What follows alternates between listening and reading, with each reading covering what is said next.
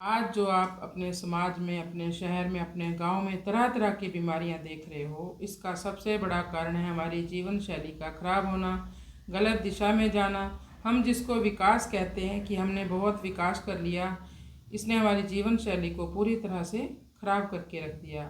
हमारी सामान्य जीवन शैली ये थी कि सुबह सूर्योदय के 1.5-2 घंटे पहले जग जाना और सूर्यास्त के 2-2.5 घंटे बाद सोना।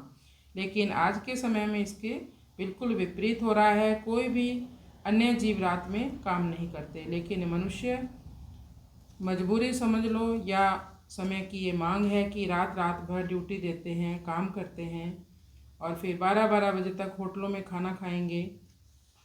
तो ये हमारी जीवन शैली को खराब करना है।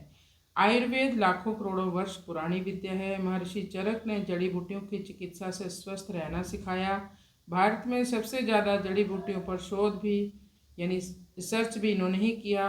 महर्षि सुश्रुत ने शल्य चिकित्सा के बारे में हमें बहुत ज्ञान दिया। सर्जरी यानी शल्य चिकित्सा का आविष्कार सबसे पहले भारत में हुआ और ये दुनिया के सभी वैज्ञानिक मानते हैं कि सर्जरी सारी दुनिया को भारत ने सिखाई। महर्षि वाग्भट ने यह सिखाया कि बीमार ही ना पड़े, हम ऐसी विद्या सिखा दी। भगवान कभी किसी को बीमार पैदा नहीं करते, ऐसा महर्षि वाग्भट जी का मानना था।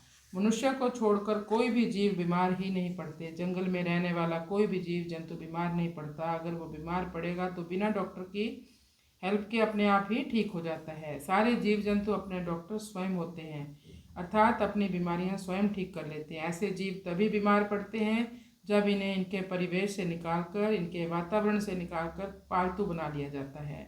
इसलिए बीमारियां मनुष्य के संपर्क से ही शुरू होती हैं। महर्षि वाग्भट जी के द्वारा बताए गए सूत्रों के परिणाम भारत के परिवेश के साथ साथ भारत के बाहर के परिवेशों में भी दिखाई देने लगे हैं। वहाँ के लोग भी नेचुरल जीवन जी रहे हैं और आयुर्वेद का सहारा ले रहे हैं। तो हमें भी आयुर्वेद का ही सहारा लेना होगा अगर हमें लॉन्ग लाइफ, लंबी आयु जीनी है और वो भी स्वस्थ रहकर जीना है।